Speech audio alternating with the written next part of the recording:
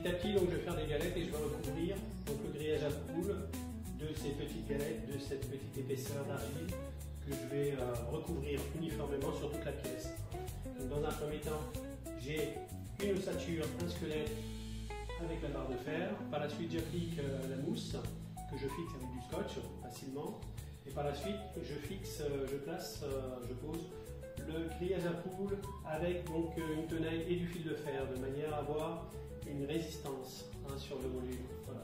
Et ensuite, j'applique mon argile, je commence à sculpter et je commence à donner forme un petit peu à tout ça. C'est pas encore fini, il reste encore beaucoup de travail.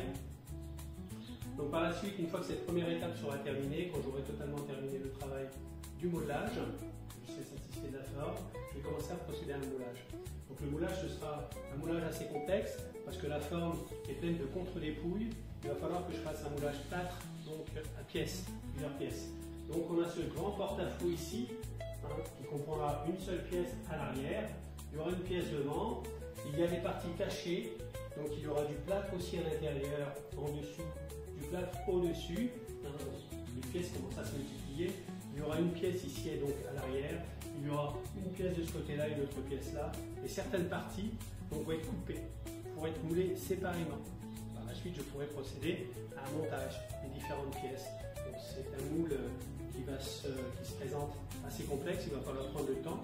Il va falloir que je démonte des parties pour les séparer, pour les mouler séparément.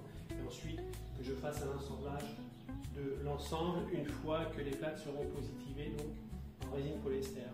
L'idée, c'est de reproduire cette pièce en résine polyester totalement polie et laquée noir brillant, de manière à avoir de beaux reflets de lumière sur la forme, sur les formes de courbes, et de mettre en valeur un petit peu tout le travail de courbe qui exprime cette pièce. Donc voilà, on m'avait posé pas mal de questions sur l'aspect technique de la construction. Voilà, j'espère m'être bien expliqué. Si vous avez encore des questions sur